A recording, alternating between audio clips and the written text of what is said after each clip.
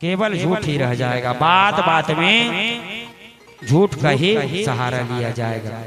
और आजकल एक यंत्र आगे है झूठ बोले। मोबाइल बैठे कहूं अंते है बता तंते है, तो ये ऐसा यंत्र है झूठ बोलने वाला यंत्र। रहते कहूं बुलवा देते कहूं। और महाराज संत लोग भी कलयुग में ऐसे है जाएंगे कि पाखंडी निरता संतो विरक्ता स परिग्रहा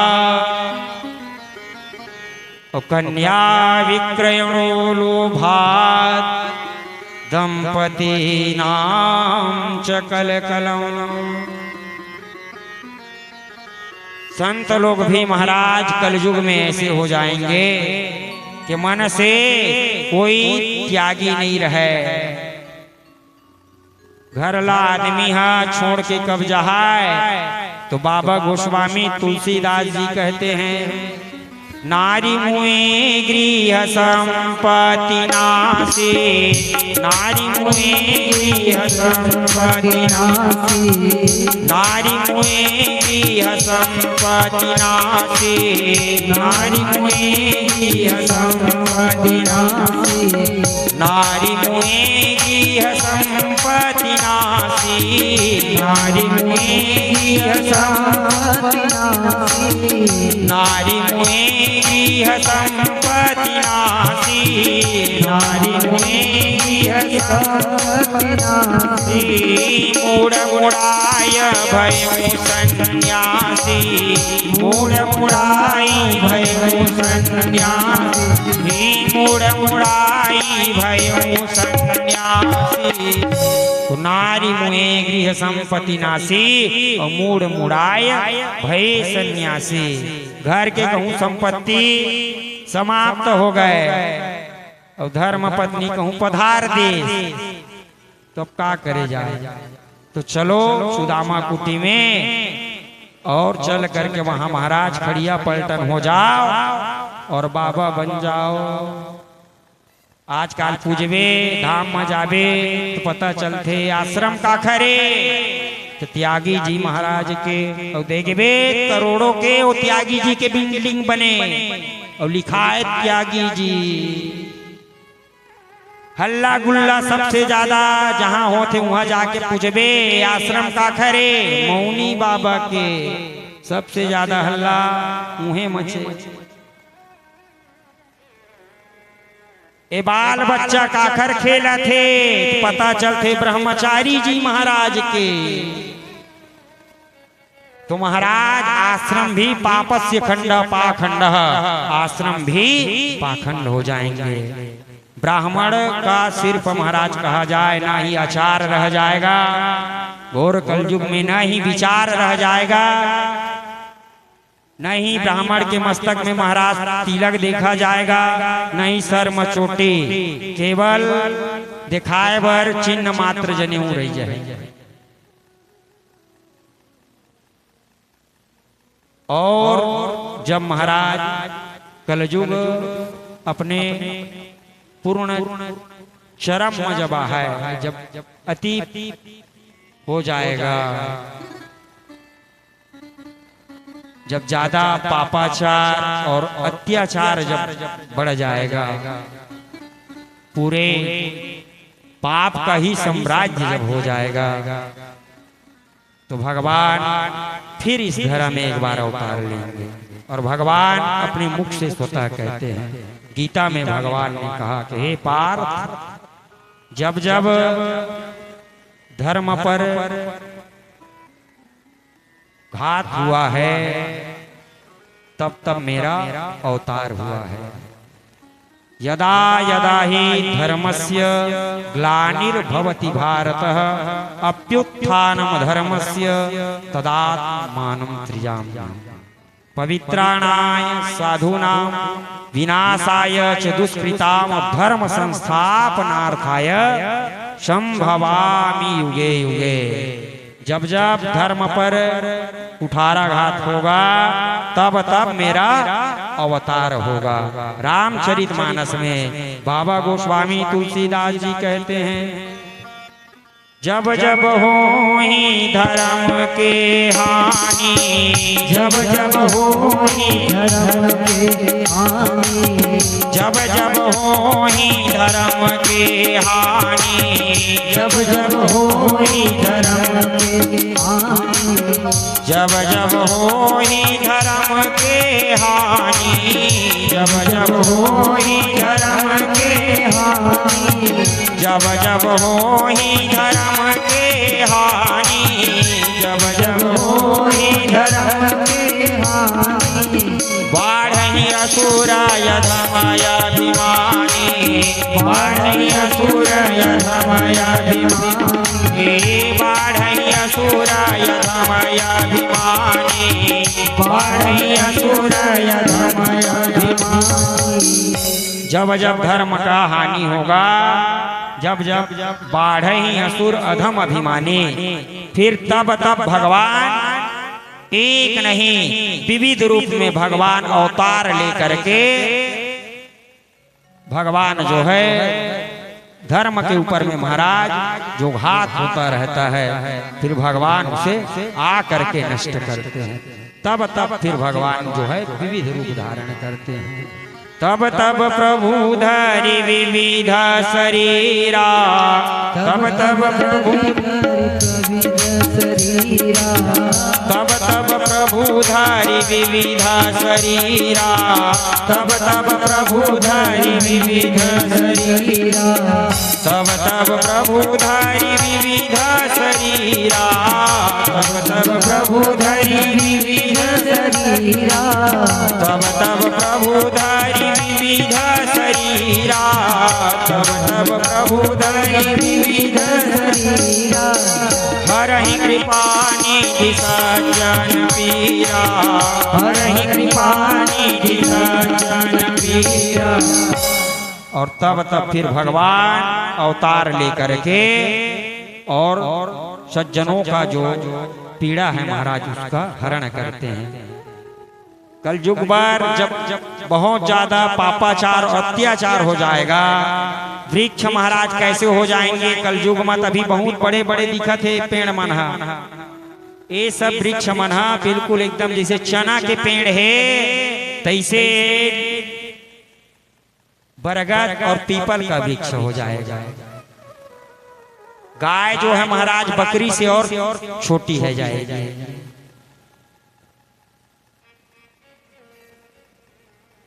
और अंत में कलयुग में अभित जीवेम शरदः शतम, शृणुयाम शरदः शतम, प्रब्रवाम शरदः शतम।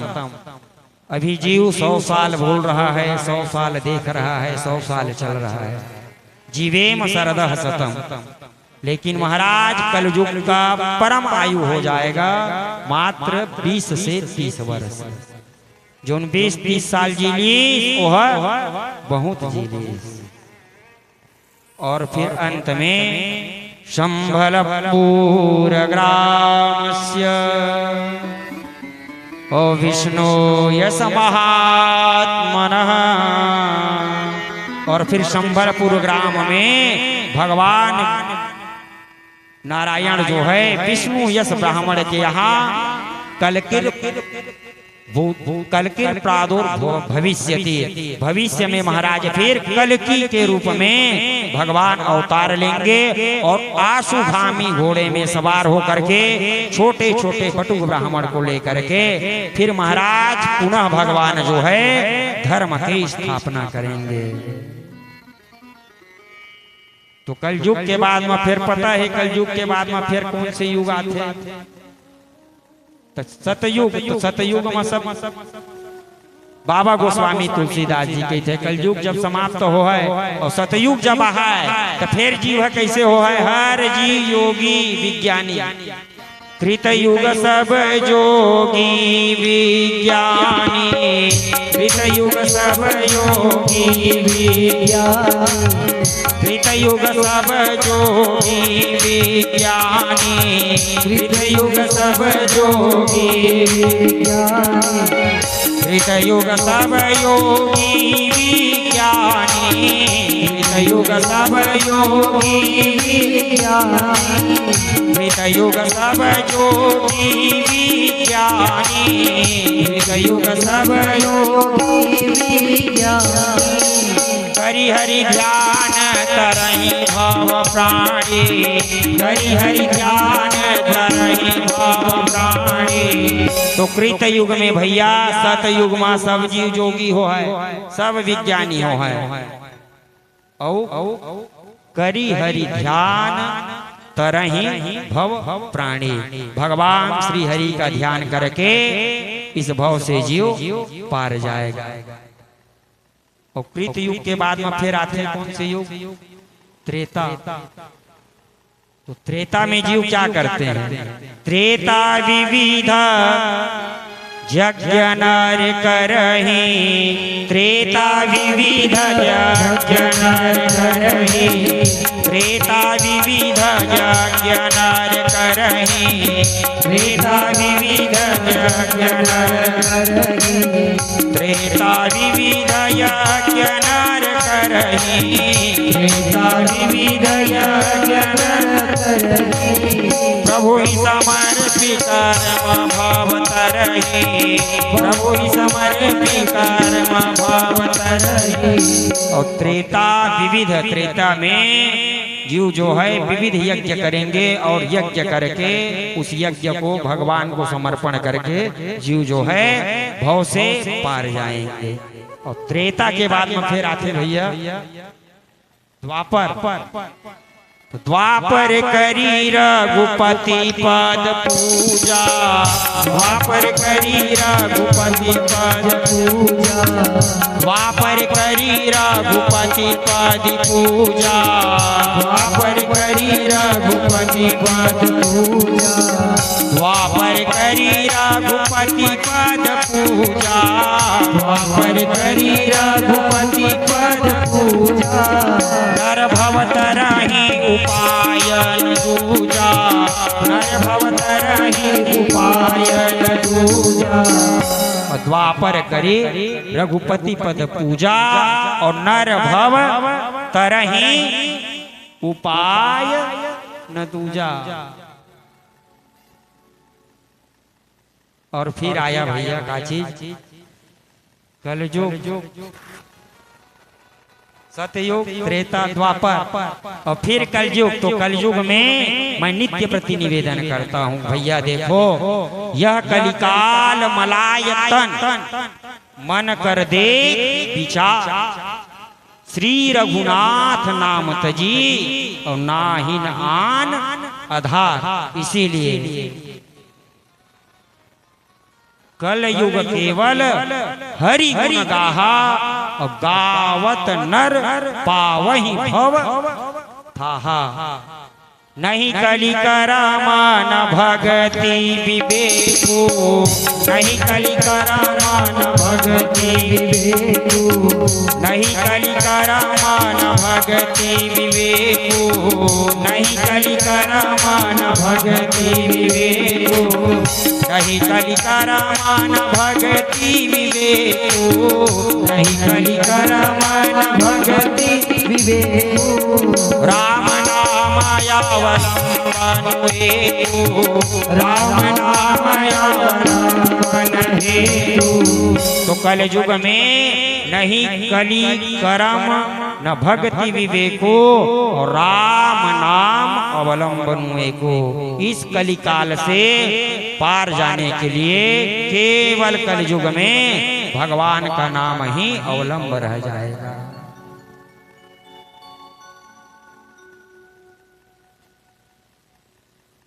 दो जन सगे भाई रहे, एक के नाम रहे धर्मवीर और एक के नाम रहे कर्मवीर। धर्मवीर जो है धर्म पर महाराज बड़ा भरोसा रखता था और कर्मवीर जो है अपने कर्म पर भरोसा रखता था। एक दिन धर्मवीर के यहाँ कुछ संत पधारे और कर्मवीर को जब पता चला कि आ संत आने वाले हैं तो कर्मवीर जो है संतों को नहीं मानता था। और संत आए तो ये कर्मवीर जो है महाराज घर के अंदर घुस करके अपना किवाड़ लगा दिया। और धर्मवीर जो है संतों को महाराज खूब सेवा की और खूब प्रसाद पवाए। संतों ने खूब प्रसाद पाया और अंत में धर्मवीर से कहता है, अरे भाई हमने सुना है तुम्हारे भाई हैं एक कर्मवीर, वो धर्म को मानता नहीं है, तो एक बार तुम अपने भाई से हमें मिला दो। धर्मवीर कहता है संतों से मेरा भाई मिलने वाला नहीं है, मेरे भाई संतों से नहीं मिलते हैं क्योंकि संतों से चिढ़ते हैं महाराज। आप जब तक हो वह घर से बाहर भी नहीं निकलेगा। तो संत मन बहाना कर देते, ठीक है भाई कही दे चल दी इसके भाग गई से 10-20 जन संत रही थे, 2-4-8 जन मन, हाँ भैया अच्छा धर्मवीर जात हन हमन सब जात हन 8 जन मन भग जाते और 2 जन 1 जन महान तो ओकर चेला 2 जन मन कपाट में सबते रही थे, निकल ही कब बेरन तो निकल ही है। आप सब संत मन चल दिस कही के जैसे कर्मवीर निकलते तो महान था सीधा टोटल गपाक से सीधा पकड़ते और गपाक से पकड़ के सीधा ओकर छाती में चढ़ जाते और कहते आज तक दुष्ट तय को ठन भगवान के नाम नहीं ले, एक बार हम तोरा राम के नाम बोलवा के ही जाबो तो नाम ले पढ़ी छे। वो कहते मैं नहीं लाओ, मोला ये सब नाम उम्मा भरोसा नहीं है, नहीं लेबे तो टोटल चपक वो। अब तो घबरा जाते हो, प्राण बचायल पढ़ी ओकर से अच्छा ले तेरा छोड़ दो दादा, छोड़ देते महात्मा मन। कहते देख भैया कर्मवीर ये जो नाम है ना इसे कभी बेचना नहीं, ये बहुत अमूल्य धन है। कर्मवीर कहते बाबा मन बहिहागे है का नाम ला कौन ले है, मैं काखर मेरे बेचिया और संत लोग अब चले गए। अब तो महाराज क्योंकि जो इस धरा में आया है उसे तो जाना है।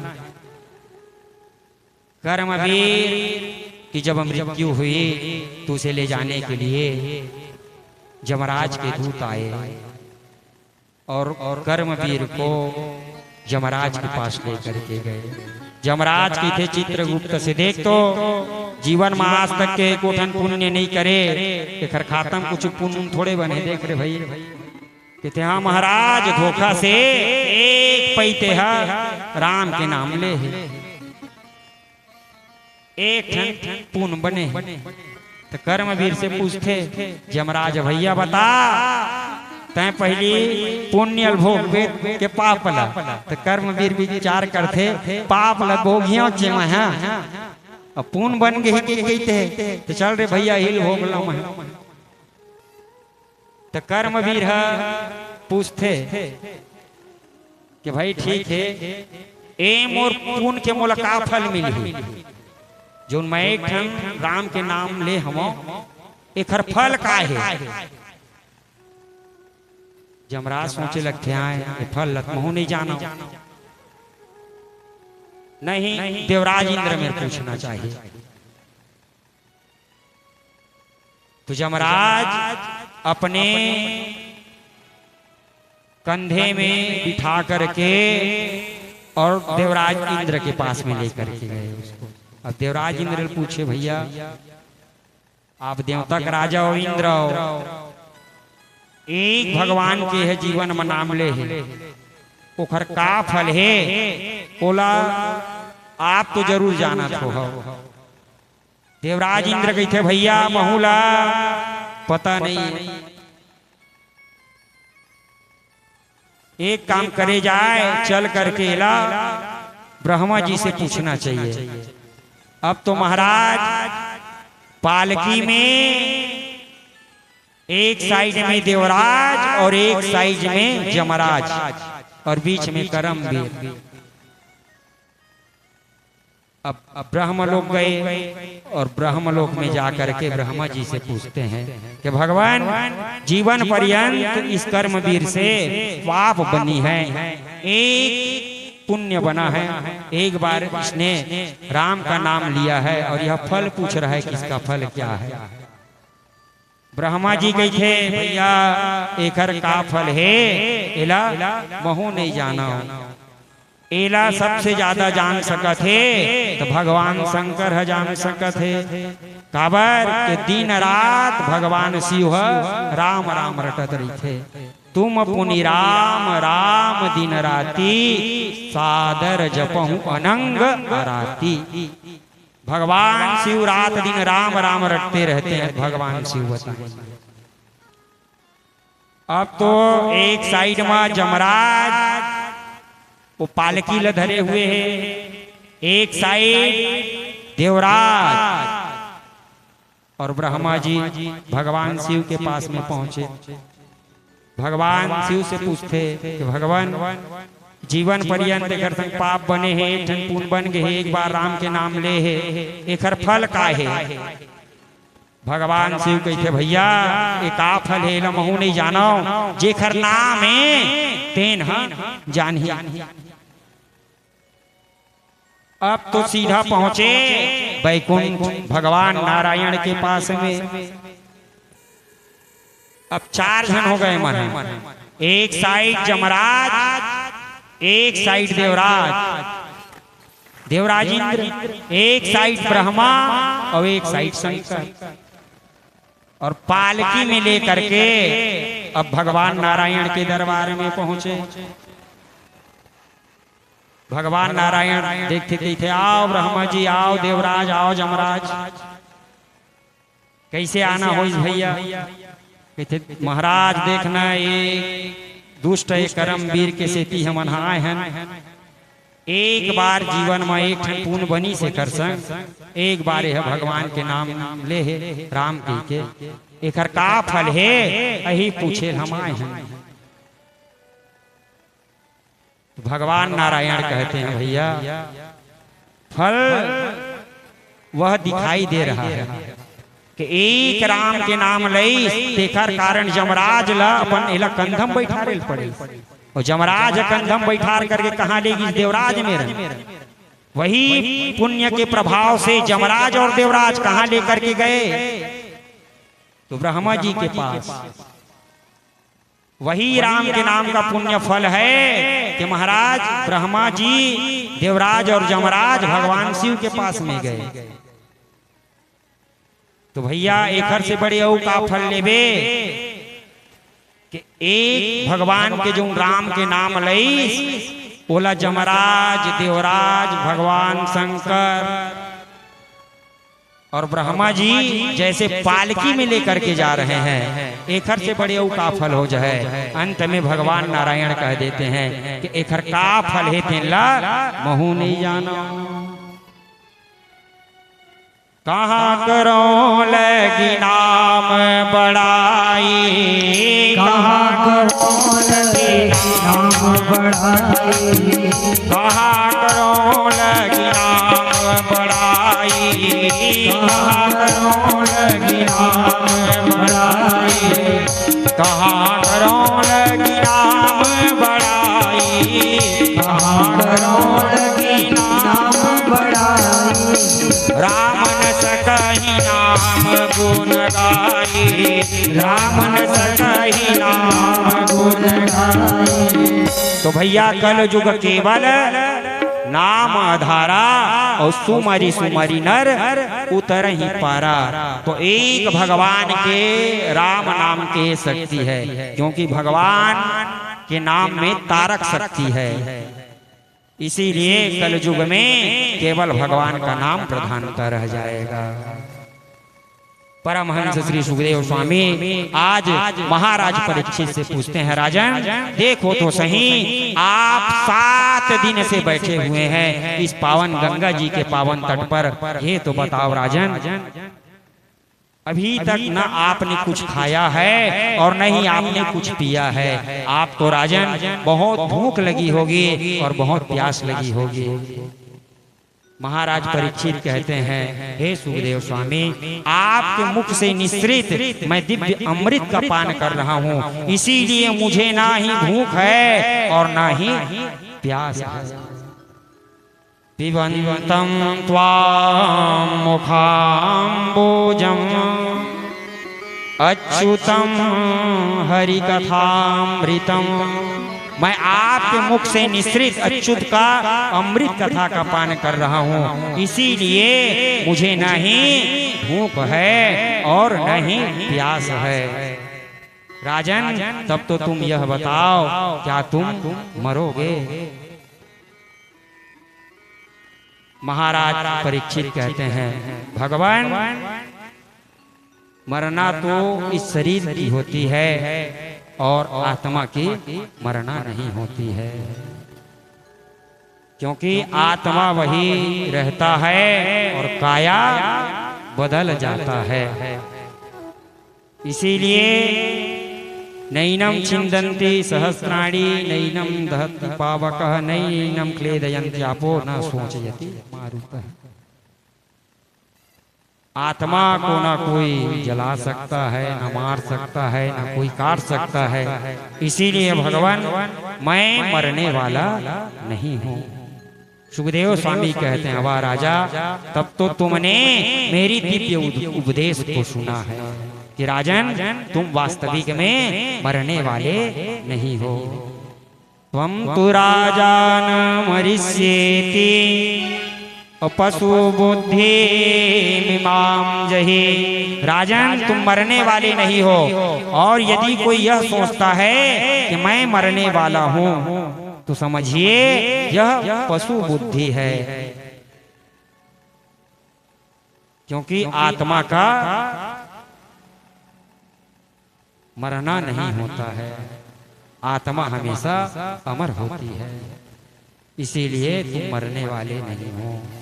और परमहंस श्री सुखदेव जी ने आज महाराज परीक्षित को अभय मुक्त किए, और भय मुक्त करके महाराज सुखदेव स्वामी जो है महाराज परीक्षित से पूजन आदि पाए हैं और सुखदेव स्वामी चल पड़े।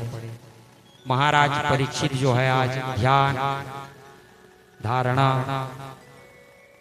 और समाधि के द्वारा अपने मन को महाराज ब्रह्म ग्रंथ में लेकर करके बिठाए हैं। इधर कुछ क्रुद्ध बालक से प्रेरित होकर के वह तक्षक जो है महाराज परीक्षित को डसने के लिए चला, और इधर से महाराज परीक्षित को बचाने के लिए कश्यप जी महाराज चले। तक्षक जो है ब्राह्मण के वेश में पहुंचा है। रास्ते में कश्यप जी और तक्षक का मुलाकात हुआ। कश्यप जी से तक्षक ने पूछा, महाराज आप कहाँ जा रहे हो? कश्यप जी कहता है कि महाराज परीक्षित को आज तक्षक डसेगा और मैं महाराज परीक्षित को बचाऊंगा। उतने ही समय वह ब्राह्मण जो है तक्षक का स्वरूप धारण किया और हरी भरी वृक्ष को महाराज तुरंत डसा। कश्यप जी महाराज अपने हाथ में जल लिए और जल ले करके जैसे ही उस वृक्ष के ऊपर में छोड़ते ही वह वृक्ष महाराज पुनः हरी भरी है गई। तक्षक समझ गया कि कश्यप जी यदि चाहेंगे तो परीक्षित को जिंदा कर देंगे। तक्षक ने बहुत सारे आज धन दिया और धन दे करके कश्यप जी को लौटा दिया। कश्यप जी लौट गए। इधर तक्षक जो है जहां महाराज परीक्षित गंगा जी के तट में आसीन है वहीं तक्षक पहुंचा और महाराज परीक्षित के पंचभौतिक शरीर को महाराज जैसे ही डसा है, डसते ही क्योंकि महाराज परीक्षित पहले से मुक्त हो गए थे। तक्षक ने सिर्फ आज शरीर को आकर के जैसे ढसा, डसते ही महाराज परीक्षित का शरीर जो है भस्मीभूत हो गया। बोलिए वृंदावन बिहारी लाल की। जन्मेजय को जब पता चला तो आज जन्मेजय जो है सर्प सत्र आरंभ कर दिया और एक एक करके जितने भी सर्प थे सभी सर्प को जन्मेजय जो है स्वाहा करने लग गया। अब तो तक्षक जो था अपने प्राण बचाने के लिए इंद्र के महाराज आसन को जा करके यह लपेट करके बैठ गया। जन्मेजय कहता है कि अभी तक तक्षक कैसे नहीं आया। बृहस्पति जी ध्यान लगा करके देखे तो तक्षक जो है इंद्र के महाराज सिंहासन को ही लपेट करके बैठा है। जन्मेजय कहता है कि जो भी रक्षा कर रहा है उसके सहित अग्नि कुंड में स्वाहा कर दो। तक्षक को जैसे ही स्वाहा करने वाले थे आकर के आज जन्मेजय को समझाया कि अरे बेटा कि देखो ये जो सर्प सत्र है उसे तुम बंद करो, क्योंकि ना ही तक्षक ने तुम्हारे पिता को डसा नहीं है। बेटा कोई किसी को ना ही सुख देने वाले हैं ना ही कोई किसी को दुख देने वाले हैं। तुम्हारे पिताजी से ऐसी कर्म बन गई थी जिसके चलते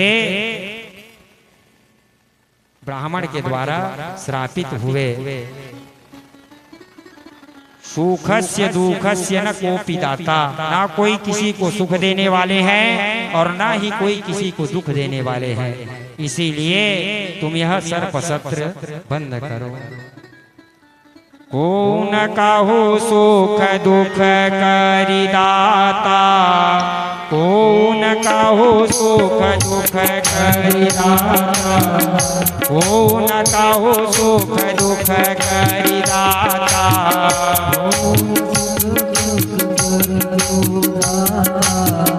को न काहू सुख दुख करि दाता, को न काहू सुख दुख करि दाता। निज कृत करम भोग सब भ्राता, निज कृत करम भोग सब भ्राता। तो को न काहू सुख दुख करि दाता और निज कृत कर्म भोग सब भ्राता। तो बेटा कोई किसी को ना सुख देने वाला है ना दुख देने वाला है। तुम्हारे पिताजी से ऐसे ही कर्म बन गई थी, इसीलिए श्रापित हुए। और देखिए भैया महाराज परीक्षित पहले जब गर्भ में दग्ध हुए तो वहां भगवान जो है वज्र लेकर के महाराज परीक्षित के रक्षा के लिए पहुंचे। अस्वस्थामा हतो गर्भः ईसे ना जीवित पुनः।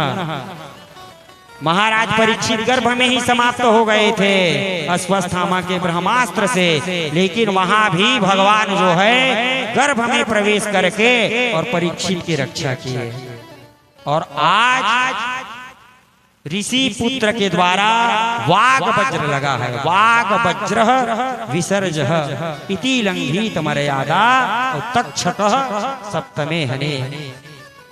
आज जब वाग वज्र लगा तो भगवान कृष्ण ही रक्षा करने के लिए साक्षात सुखदेव के रूप में आए। तत्रा भवत कौन आए तो बोले व्यास पुत्रो नहीं, भगवान व्यास पुत्रो। भगवान शब्द है। तो परमहंस श्री सुखदेव जी महाराज जो है साक्षात महाराज परीक्षित के कल्याण के लिए वहां भी पहुंचे और महाराज परीक्षित को अभय मुक्त किए। महाराज परीक्षित का शरीर जैसे ही, क्योंकि भैया हम जहाँ से जो जो चीज लिए हैं, क्षिति जल पावक गगन समीरा पंच रचित अति अधम शरीरा, जो जो जहाँ से हम लोग उधार लेकर के आए हैं सबको चुका करके पुनः जाना पड़ता है। तो महाराज परीक्षित जो है अपने पंच भौतिक को त्यागे हैं, और जबकि कहा जाए तो सुखदेव जी के पावन वाणी से महाराज परीक्षित मुक्त है गए। बोलिए वृंदावन बिहारी लाल की जय हो।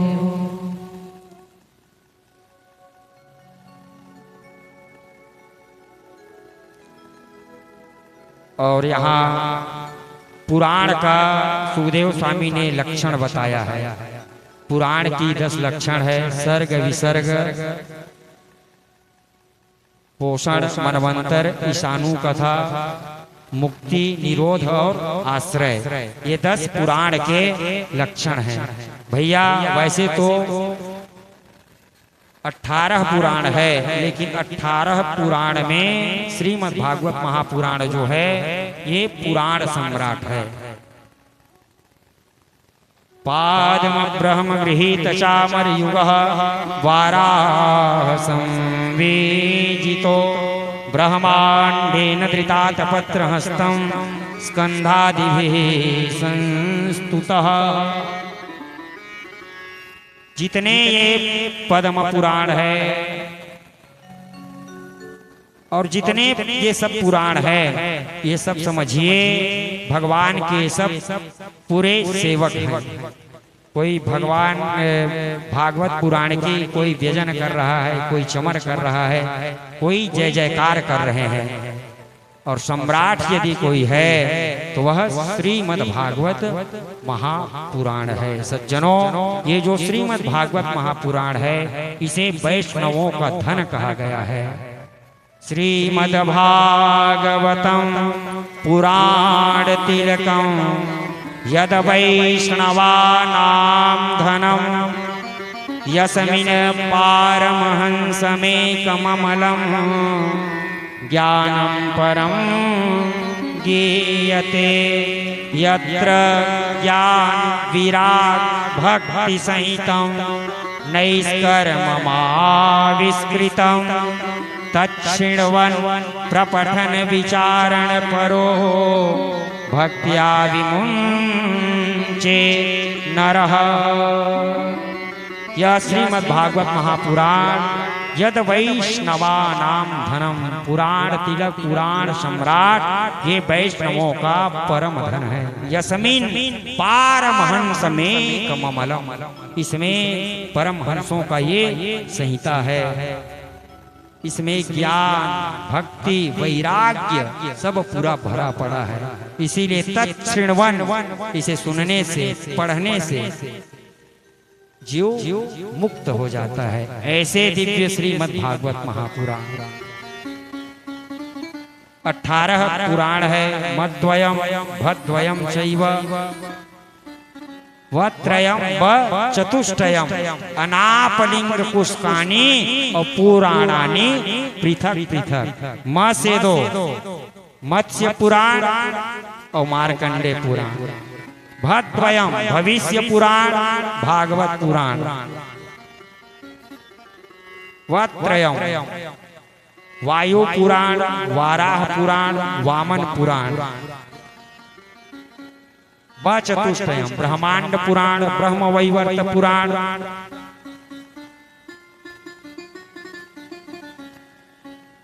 और अग्नि पुराण पद्म पुराण लिंग पुराण और कूर्म पुराण।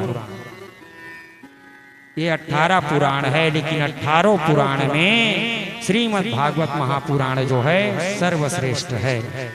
सज्जनों, कैसे बोले? जैसे निम्नगा नाम यथा गंगा और देवानाम च्युतो तथा वैष्णवानाम इदं शंभो पुराणानाम इदं तथा। जिस प्रकार से सज्जनों नदियों में गंगा मैया श्रेष्ठ होती है, निम्नगा नाम यथा गंगा, और देवानाम अच्युतो तथा देवताओं में सर्वश्रेष्ठ हमारे भगवान अच्युत हैं, गोविंद भगवान कृष्ण। देवानाम अच्युतो तथा वैष्णवा नाम यथा शंभु, वैष्णवों में यदि सर्वश्रेष्ठ कहा जाए तो भगवान शिव सर्वश्रेष्ठ है। वैसे ही पुराणा नाम इदम, तथा पुराणों में श्रीमद् भागवत महापुराण सर्वश्रेष्ठ है। आइए अभी तक के जो पावन चरित्र आप और हम सब श्रवण किए हैं, उनकी एक बार विषय अनुक्रमणी का दर्शन करते हैं। श्रीमद् भागवत महापुराण पूर्व में मैं निवेदन किया कि निगम गलपतरो गलितम फलम सुख मुखाद मृत द्रव संयुतम पिबत भागवतम रसमालयम और मुहुरहो रसिका भुवि भावुकाः। सज्जनों, ये जो श्रीमद् भागवत महापुराण है वेद रूपी कल्प वृक्ष का पका हुआ रसमय फल है। इसमें त्यागने योग्य न ही छिलका है और न ही इसमें गुठली है, इसमें अमृत ही अमृत रस भरा पड़ा है। इसीलिए हे भावुकों, हे रसिकों, जीवन पर्यंतम आलयम पिबती, जब तक आपका जीवन है तब तक दिव्य श्रीमद् भागवत महापुराण में आप गोता लगावें। श्रीमद् भागवत महापुराण में 335 अध्याय है, 12 स्कंद है और 18,000 श्लोक है। श्रीमद् भागवत महापुराण के प्रथम स्कंध में 33 अध्याय है, जिसमें महाराज सर्वप्रथम आप और हमने मंगलाचरण, भगवान का पावन मंगलाचरण के दर्शन किए और सौनकादिक 88,000 ऋषि जो है नैमिषारण्य के पावन भूमि में सूत स्वामी से 6 प्रश्न किए, जिसमें आप और हम सबने भगवान वेद व्यास जी का श्रीमद् भागवत महापुराण की पावन रचना, नारद जी को श्रीमद् भागवत महापुराण प्रदान करना और परमहंस श्री सुखदेव जी महाराज का जन्म पावन प्रसंग आप और हम सब श्रवण किए, जिसमें महाराज परीक्षित का पावन जन्म, जिसमें महाभारत का चरित्र आप और हम सब श्रवण किए, भीष्म पितामह का महाप्रयाण और भगवान श्री कृष्ण का द्वारिका गमन, पांडवों को भगवान जो है राज्य पर अभिषिक्त करना और तदनंतर परीक्षित का जन्म की पावन प्रसंग, परीक्षित का आखेट, परीक्षित को श्राप और परीक्षित जी का गंगा जी के पावन तट में पहुंचना, ये आप और हम सब प्रथम स्कंध में श्रवण किए। द्वितीय स्कंध में मात्र 10 अध्याय है, जिसमें सर्वप्रथम क्रम मुक्ति एवं सद्यो मुक्ति का श्री सुखदेव जी के द्वारा महाराज परीक्षित को बताना, 4 प्रकार के आसन के विषय में बताना और ब्रह्मा जी के द्वारा नारद जी को दिव्य ज्ञान और भगवान नारायण के द्वारा ब्रह्मा जी को चतुश्लोकी श्रीमद् भागवत, ये द्वितीय स्कंध में आप और हम सब श्रवण किए। तृतीय स्कंध में 31 अध्याय है, जिसमें सर्वप्रथम महाराज धृतराष्ट्र का जो पावन प्रसंग है, जिसमें विदुर जी का पावन चरित्र आप और हम सब श्रवण किए। उद्धव जी और मैत्रेय जी का पावन संवाद आप और हम सब श्रवण किए। आगे ब्रह्मा जी के द्वारा सृष्टि का निर्माण जिसमें स्वयंभू मनु आदि को प्रागट्य करना और मानवीय सृष्टि में आप और हम सब मनु जी महाराज का प्रागट्य जिसमें मनु जी महाराज के पांचों संतान के विषय में आप और हम सब कथा श्रवण किए। यही बाराह भगवान का अवतार और हिरण्याक्ष वध का पावन चरित्र आप और हम सब ने श्रवण किया। तदनंतर चतुर्थ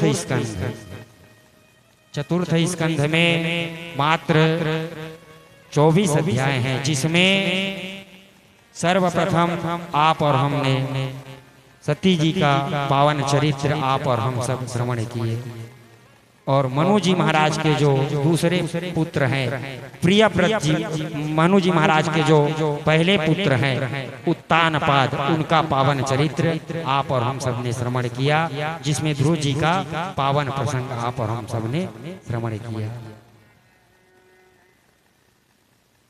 यही चतुर्थ स्कंद में पुरंजन का पावन उपाख्यान आप और हम सब ने पाया।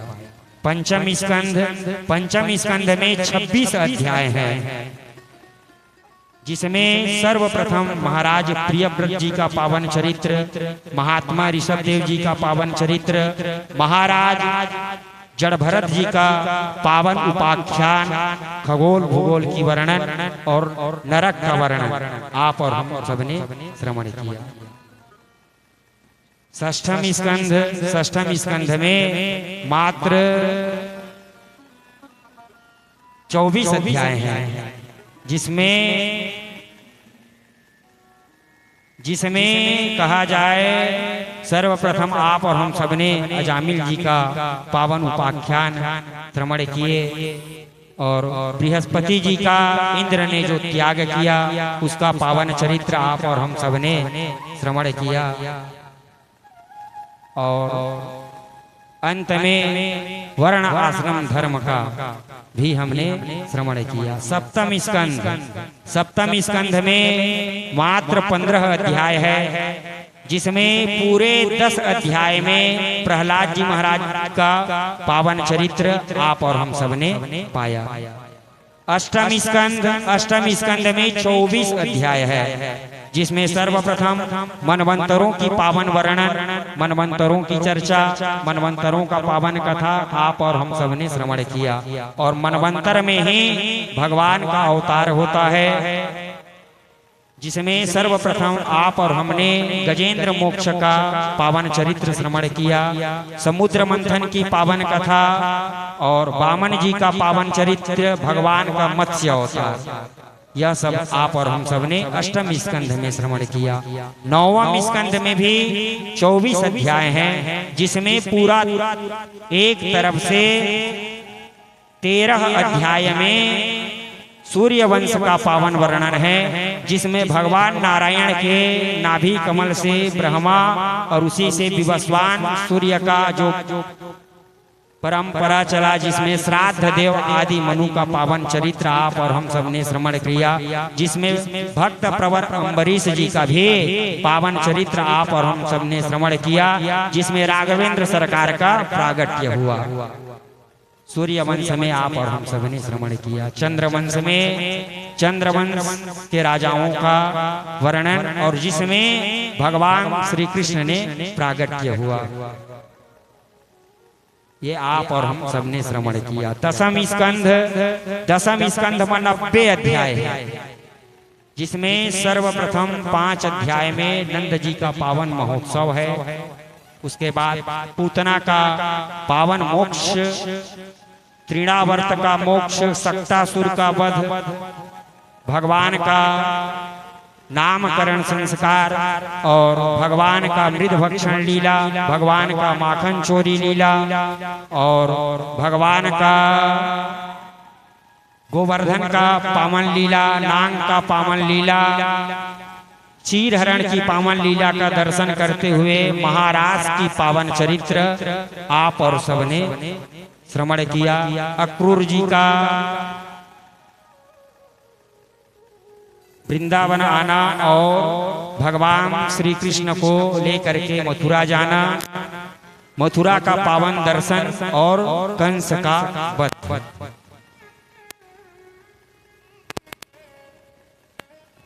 और जिसमें अस्थि और प्राप्ति जो है अपने वैधव्य के कारण अपने पिताजी को बताया है। जरासंध के साथ में 17 बार भगवान का पावन युद्ध की चर्चा।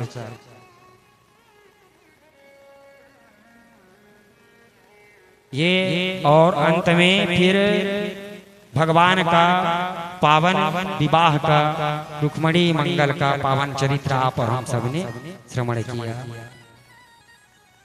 भगवान का और अन्य जो विवाह है उनकी पावन चर्चा, भगवान के पुत्र पौत्र का पावन चर्चा, अनिरुद्ध और उषा का पावन प्रसंग, बाणासुर का पावन चरित्र, और हमने सुदामा जी का पावन चरित्र है वह आप और हम सबने श्रवण किया। एकादशी स्कंध में 31 अध्याय है जिसमें